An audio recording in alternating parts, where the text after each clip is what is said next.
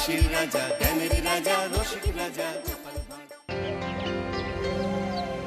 অনেকদিন কৃষ্ণচন্দ্রকে জব্দ করা হয়নি যে, মনটা তাই কেমন যেন উসকুস উসকুস করছে। সেটা তো গোপালের জন্যে। গোপালই তো মুশকিল আসান হয়ে সব সামলে দেয়। প্রতিবারে সামলে দেয় বলেই কি আর এবারে সামলাতে পারবে? না না না না না, এবার কৃষ্ণচন্দ্র জব্দ হবেই হবে, তবে একটু অন্যরকম ভাবে। আপনার কথাটা তো কেমন অন্যরকম শোনাচ্ছে জাহাপানা। তাহলে তুমি শোনাও। কি জাহাপানা?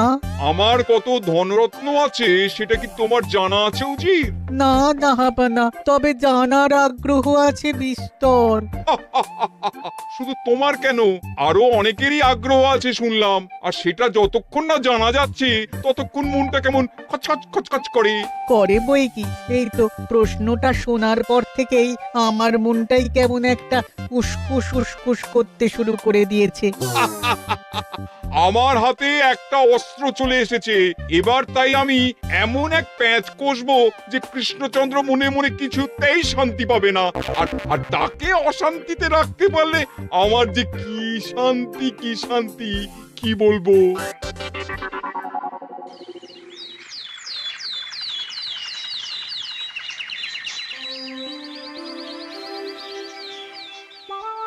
কি যে বলি, মানে এমন আমন্ত্রণ পেলে তো আর না বলা যায় না। যে আমন্ত্রণ পত্র পেয়ে আপনি এত উল্লসিত আনন্দিত, সেই আমন্ত্রণ পত্র কার মহারাজ? আমার অনুমান এই পত্র নিশ্চয়ই নবাবের। তোমার অনুমান একেবারে সঠিক রাজ্যতীষী। উমা, তাই বুঝি আপনি এত খুশি? সব দেখে শুনে আমারও তো খুব আগ্রহ জাগছে। সে তো জাগবেই, তবে আগে ভাগেই বলে না দিয়ে আমি দেখছি কার কেমন সব চিন্তা ভাবনা মাথায় আসে। খবর তো একটা আছেই মহারাজ, তবে কথাতেই আছে না, যত হাসি তত কান্না, তাই ভালোর বদলে খারাপটাই মনে আসছে যে বেশি করে। বোঝো ঠেলা, সবকিছুতেই খালি ঘেঁটে দেওয়া। সত্যি গোপাল, আজকাল যেন সবেতেই তুমি নেতিবাচক কথা বলো। এটাই তো গোপালের স্বভাব মহারাজ। সে যাই হোক, গোপালের অকর্মণ্যতা টের পেয়েই বোধহয় নবাব শুধু আমাকে আর মন্ত্রীকে মুর্শিদাবাদে যাওয়ার নিমন্ত্রণ করেছেন। বেশ তো, ঘুরে আসুন না তবে, শুভস্য শীঘ্রম। তবে দরকার পড়লে এই ভাঙা কুলো গোপালকেই দরকারে লাগবে, কথাটা যেন খেয়াল থাকে মন্ত্রী মশাই।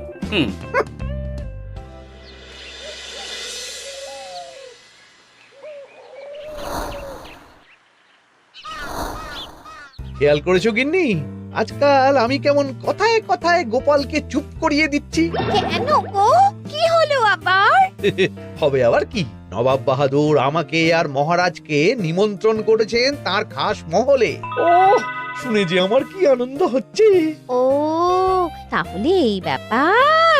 আস্তে গিন্নি আস্তে, নবাবের ধন সম্পদ দেখার শখ মহারাজের অনেক দিনের। আমি শুনেছি নবাবের ওই খাস মহলের ভেতরেই নবাবের গুপ্ত কক্ষ আছে, যেখানে নবাব হীরা জহরত এসব রাখেন। একা তো সেখানে যাওয়া যাবে না, তাই এই মহারাজকে নিয়ে তুমি মুর্শিদাবাদে যাবে? শুধু যাবো তাই নয়, নবাবের গুণকীর্তন করে তার মেজাজ এমন ভালো করব যে নবাব সেখান থেকে কিছু দান খয়রাত করে ফেলবেন আমাকে। তবে নয় তো কি, গোপাল তো খেতে পাবেই না, গন্ধও শুঁকতে পারবে না। তুমি তো বারবারই চেষ্টা করো গোপালকে সরিয়ে দিয়ে বাজিমাত করতে, কিন্তু শেষ পর্যন্ত চিৎপাত হয়ে যাও। গোপালই তো তখন উদ্ধার করে, সেটা তোমার খেয়াল আছে তো? আমার মাঝে মাঝে সন্দেহ হয় গিন্নি, তুমি তলায় তলায় দল বদল করে গোপালের দলে চলে যাওনি তো?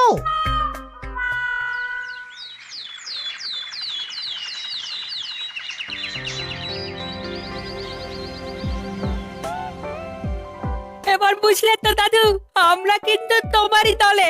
ঝালে ঝোলে অম্বলে সব সময় তোমার সঙ্গে সঙ্গে থাকি। তাই যখনই পাই তখনই তোমাকে সেবা করার সুযোগ হাতছাড়া করতে চাই না, কি বুঝলে?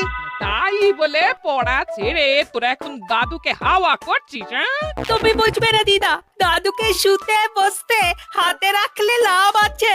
সে তো বটেই, আর তুমি বা শুয়ে আছো কেন? তোমার কি কাজকর্ম কিছু নেই? পড়ে পাওয়া 14 আনার ছুটি কাজে লাগিয়ে কদিন ভাবছি দিব্যি গায়ে হাওয়া লাগাবো, বুঝলে গিন্নি? আর আমরা এসে সেটাই করে দিচ্ছি। সে তো দেখতেই পাচ্ছি। তা ছুটিটা কি শেষ শুনি? ওদিকে মহারাজ আর মন্ত্রীমশাই নবাবের কাছে গেছেন, তাই এদিকে আমি শুয়ে পড়েছি, এই আর কি। কথাতেই তো আছে, চাষি গেল ঘর, লাঙল তুলে ধর, তাই না গিন্নি? কথায় কথায় দাদু ভালোই দিয়েছে। কোথায় মহারাজ তোমাকে সঙ্গে করে নিয়ে যায়নি বলে তোমার আফসোস হবে তা নয়, উল্টে তুমি শুয়ে শুয়ে হাওয়া খাচ্ছ। আমার মন বলছে শুধু আমি নয়, নবাবও বাজাচ্ছেন ওদিকে। মহারাজ আর মন্ত্রীমশাইকে ঘটা করে কি আর এমনি এমনি ডেকে নিয়ে গেছেন সেখানে?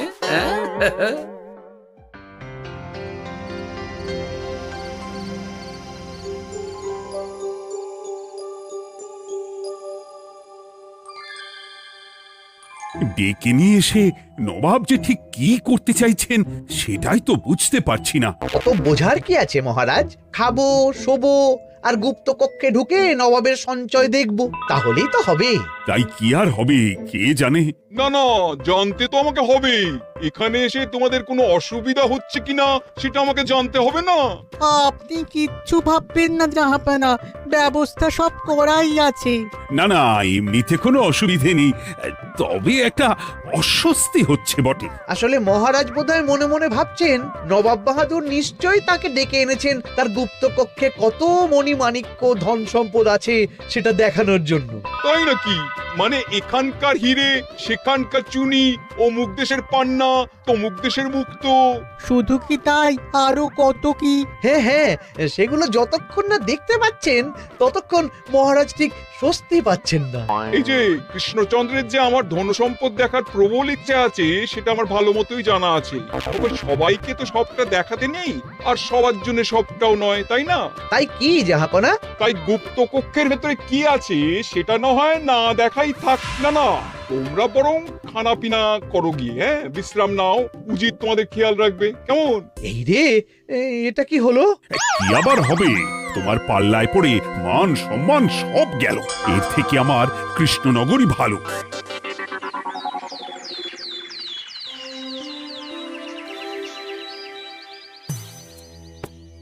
মুর্শিদাবাদ থেকে ফিরে আসার পর থেকেই কেমন থমথমে মুখ করে বসে আছেন মহারাজ, ব্যাপারটা কি? খাতির যত্ন কেমন হলো মহারাজ? কোনো ত্রুটি ছিল নাকি? না না, তেমন কিছু নয়, তবে যে উদ্দেশ্যে নবাবের কাছে যাওয়া সেটাই তো সফল হলো না। গুপ্ত কক্ষে ঠিক কি কি ছিল সেটাই তো জানা হলো না, তাই না মহারাজ? উদ্দেশ্যটা আসলে কার ছিল সেটা আমি এখন ঠিক বুঝতে পারছি। তোমাকে আর সাফাই দিতে হবে না। সেই বুঝবেন, তবে দেরিতে বুঝবেন। কি আর করা যাবে, ফলে যা হওয়ার তাই হবে। না না, তাই বলে নবাব যেভাবে তার গুপ্ত কক্ষে ঢুকতে না দিয়ে আমাকে অপমান করেছেন সেটা আমি মোটেই মেনে নিতে পারছি না। মহারাজের এই অপমানের শোধ তুলতে পারে একমাত্র গোপাল, আমি নিশ্চিত। ঠিক বলেছেন, গোপাল যদি দেয় কোনো চাল তাহলেই নবাব হবেন নকল। না না, এর মধ্যে গোপালের ঢোকার কোনো দরকার নেই। এটা মহারাজ আর নবাবের ব্যাপার। তুমি চুপ করো, কে কোথায় ঢুকবে সেটা আমায় দেখতে দাও। এখানে আর দেখার কি আছে মহারাজ? নবাবের মুখের ওপর তো আর কিছু বলা যাবে না। তুমি বলো গোপাল, সুযোগ পেলে তুমি নবাবকে পাল্টা শিক্ষা দিতে পারবে কিনা? সুযোগ পাওয়া যায় না মহারাজ, সুযোগ তৈরি করে নিতে হয়। তাই আমি সুযোগ তৈরিও করব আর তার সদ্ব্যবহার করব। আর এটাও বলে রাখছি, নবাবকে নাকাল করে সুদে আসলে আপনার অপমানের বদলা নিয়ে তবে ছাড়ব।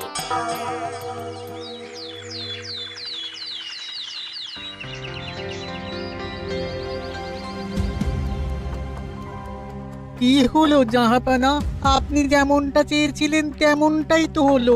মহারাজ কৃষ্ণচন্দ্র মনের কথা মনেই চেপে রেখে মুখ চুন করে পালালো, তারপরেও আপনার মন ভালো নেই? না না হুজির, ঠিক জমলো না। তার উপর আবার এই বেনামি পত্র। সে কি, মহারাজ কৃষ্ণচন্দ্রকে অপমান করে তাড়িয়ে দেওয়ার পরেও জমলো না?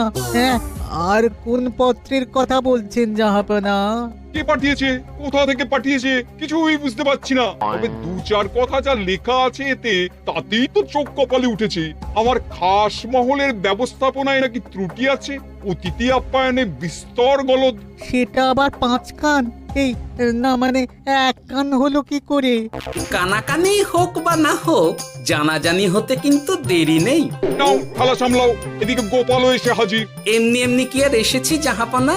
আসলে মহারাজ এসে আপনার খাসমহলে ছিলেন বটে, তবে যে শয্যায় মহারাজকে শুতে দেওয়া হয়েছিল সেটা ছিল অসমান আর শক্ত। তাই আমি ছুটে এসেছি আপনার এইরকম নিম্নমানের সামগ্রী আর ব্যবস্থাপনা দেখার জন্য। এখানে আবার দেখার কি আছে? সবাই তো জানে নবাবের ধন সম্পদের কথা, এবার না হয় আমি নবাবের দৈন্য দশার কথা জানাবো সবাইকে। এইসব কি হচ্ছে কিছুই তো বুঝতে পারছি না। প্রথমে এই পত্র, তারপর গোপালের অভিযোগ এই মাত্র। না না না না, এই রকম হতেই পারে না। কি হতে পারে না জাহাপনা? আমার শয্যায় কোনো গলদ নেই, আর এটা শুধু তুমি চোখেই দেখবে না, একবার শুয়েও দেখবে। আজ রাতটা তুমি আমার খাস মহলেই কাটাবে, আর ওই শয্যাতেই শোবে। হ্যাঁ, এই রকম করবেন না জাহাপানা, গোপালকে বিশ্বাস নেই, কখন যে কি করে ফেলবে তখন দেখবেন মাথা চাপড়াতে হবে। তবে এটাও শুনে রাখো গোপাল, যে গুপ্ত কক্ষ আছে যেখানে হিরে জহরাত প্রসাধনী সামগ্রী ইত্যাদি প্রভৃতি রাখা আছে, তার দরজা কিন্তু কোনো মতেই খুলবে না। সত্যি কথা বলতে কি, সেই গুপ্ত কক্ষ দেখার স্বাদ আমারও ছিল বটে, তবে কি আর করা যাবে, নবাব যেমন বলবেন সেটাই মেনে নিতে হবে। তবে মনটা আনচান করবে, এই আর কি। যাক, গোপালের মনের মধ্যেও অস্বস্তি ঢুকিয়ে দেয়া গেছে তাহলে। বাবা, ছুঁচ হয়ে ঢোকার সুযোগ পেয়েছি, এবার ফাল হয়ে বেরোবো।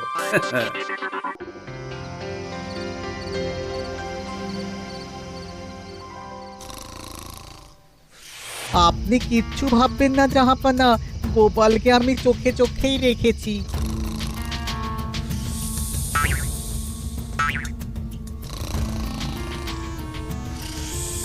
কিন্তু দেখে তো মনে হচ্ছে গোপালের শুতে কোনো অসুবিধা হচ্ছে। তা কি করে হয় জাহাপানা? অবশ্য কায়দা করে গোপালের মনে যে গুপ্ত কক্ষের ভাবনা ঢুকিয়ে দিয়েছেন, হতে পারে তার জন্যই সে আনচান করছে।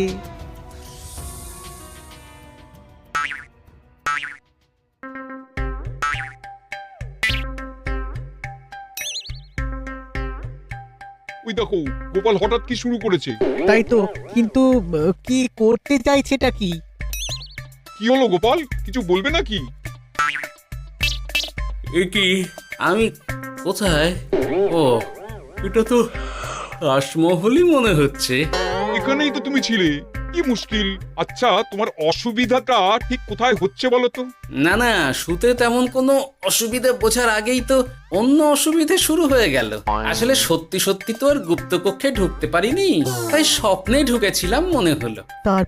তারপর সেখানে ঢুকেই দেখতে পেলাম বস্তা বস্তা ধনরত্ন। আমি তো সেই বস্তার ভেতরে হাত ঢুকিয়ে সেগুলোকেই দু হাত দিয়ে তুলছিলাম। এবার তো বুঝতে পেরেছো যে তুমি স্বপ্ন দেখছিলে। এবার ঠিকঠাক ঘুমো তাহলে।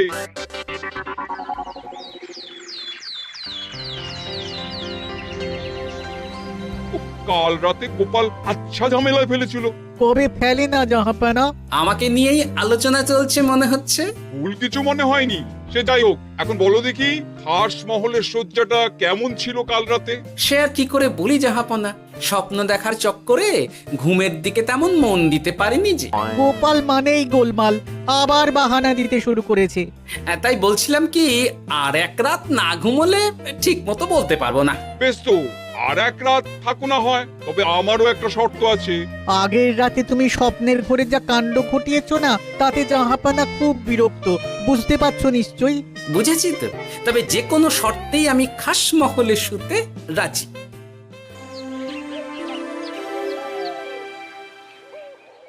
আমার এক কথায় রাজি হয়ে গোপাল নবাবের কাছে ছুটে গেল, কিন্তু কই, এখনো তো ফিরে এলো না। এমনও তো হতে পারে মহারাজ যে নবাব গোপালকে আটকে রেখেছেন। কেন? গোপাল তো দাবি করে যে সে তার বুদ্ধির জোরে যে কোনো বাধা বিপত্তি থেকে বেরিয়ে আসতে পারে। এবার তাহলে ফেঁসে গেল কি করে? না না, গোপালের কোনো বিপদ হবে না, দেখবেন গোপাল এবারেও ঠিক বেরিয়ে আসবে। হ্যাঁ, গোপাল আসবে হেসে হেসে, মহারাজ দেখবেন বসে বসে। আমার ধারণা কিন্তু যে কোনো শর্তেই নবাব গোপালকে শায়েস্তা করেই ছাড়বেন। গোপাল যখন নিজে থেকে নবাবকে খোঁচাতে গেছে তখন আঁচড় তো খেতেই হবে। কি জানে নবাব আবার গোপালকে কিভাবে জব্দ করছেন, কি জানি।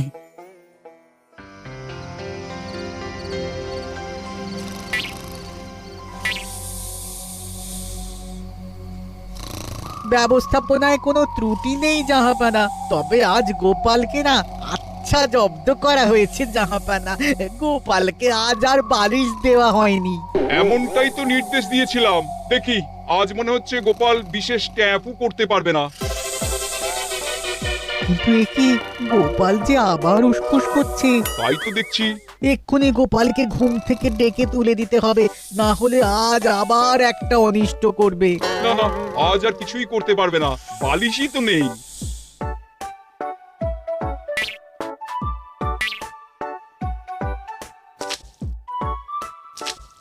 এ কি, গোপাল তো আবার শুরু করে দিয়েছে। ধরো ধরো ধরো, এক্ষুনি ধরো ওকে। আরে ওঠো ওঠো, জেগে ওঠো গোপাল। আরে হচ্ছেটা কি? আজ আবার তোমার কি হলো? এ হে, আজ আবার একটা গন্ডগোল করেছি মনে হচ্ছে। গন্ডগোল বলে গন্ডগোল, জল ছড়িয়ে কি অবস্থা করেছো দেখো। আমার কোনো দোষ নেই, কিন্তু সেই আবার গুপ্তকক্ষের স্বপ্ন এলো আর গোলমাল হয়ে গেল।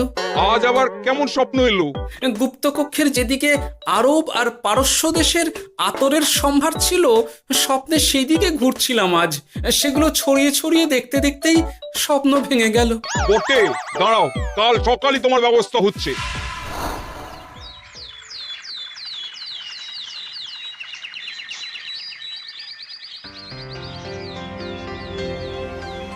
গোপালের বিদায় করার ব্যবস্থা পাকা হয়েছে তো উজির? কি যে বলেন জাহাপানা, আপনি কিছু করতে বললে আমি কি সেই কাজ ফেলে রাখি নাকি? কি ব্যবস্থা করলে শুনি? তোমার তো আবার 18 মাসে বছর। এবারে আর সেটা বলতে পারবেন না। ঘোড়ার পিঠে চেপে এতক্ষণে হয়তো গোপাল কৃষ্ণনগরে পৌঁছেও গেছে। যাক, আপদ বিদেয় হয়েছে তাহলে। সর্বনাশ হয়ে গেছে জাহাপানা। আবার কি হলো? গোপাল তো ওই খাসমহল ছেড়ে যায়নি, উল্টে কোথা থেকে একটা ওই ঢেঁড়া জোগাড় করে এনে ওই সবকিছু ঘেঁটে দেওয়ার চেষ্টা করছে। বোঝো ঠেলা, এবারে নবাবই দেখুক কি করে সামলাবে।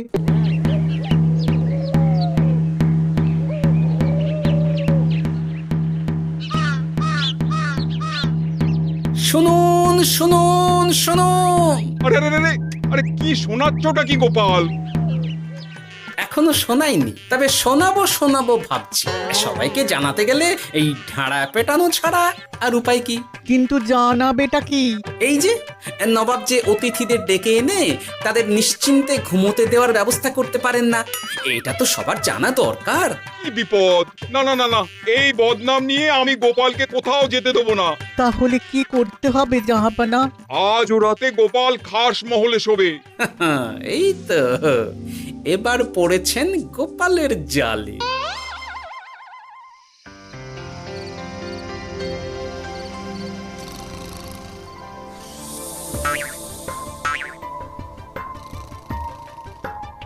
আজ গোপাল নিশ্চিন্তে ঘুমোবে। স্বপ্ন অস্বস্তি হওয়ার মতন কিছুই হবে না আজ। গোপালকে ভরসা নেই জাহাপানা, কখন যে কি করে ফেলে বলা তো যায় না। না না, আমি নিশ্চিত আজ আর কিছুই হবে না।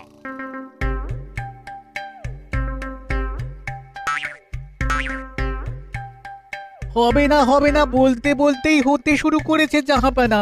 আরে ওকে গিয়ে চেপে ধরো এক্ষুনি। ঘুমের ঘোরে আবার কি করছো গোপাল?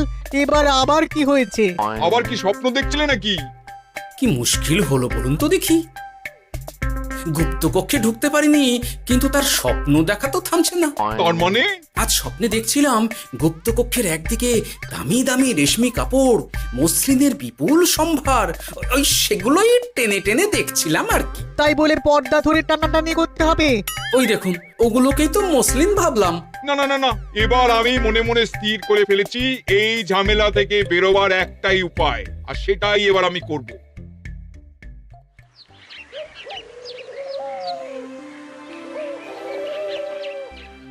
গোপালের ফিরতে কিন্তু এবার সত্যিই দেরি হচ্ছে। দেখুন, হয়তো গোপাল বেশি বাহাদুরি দেখাতে গিয়ে ফেসে গেছে। হেসে নয়, এই যে কেমন হেসে হেসেই এসেছি দেখুন। এই তো গোপাল ফিরে এসেছে। শুধু ফিরেই আসেনি, তার সঙ্গে আরেকটা সুসংবাদও নিয়ে এসেছি। হ্যাঁ, সেটা আবার কি? আমার প্যাঁচে পড়ে নবাব শেষ পর্যন্ত বাধ্য হয়েছেন গুপ্তকক্ষ খুলে দিতে, সঙ্গে কিছু উপঢৌকনও দিয়েছেন। ব্যাপারটা ঠিক কেমন করে কি হলো বলো দেখি। বলছি মহারাজ, নবাব বাহাদুর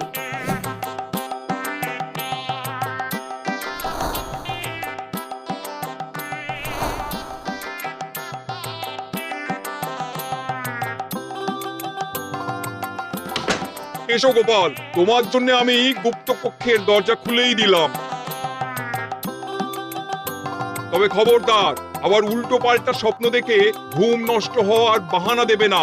আর কৃষ্ণচন্দ্রকে গিয়ে বলবে তারও আর গুপ্ত কক্ষ দেখতে আসার কোনো বাধা নেই। আর একটা কথা,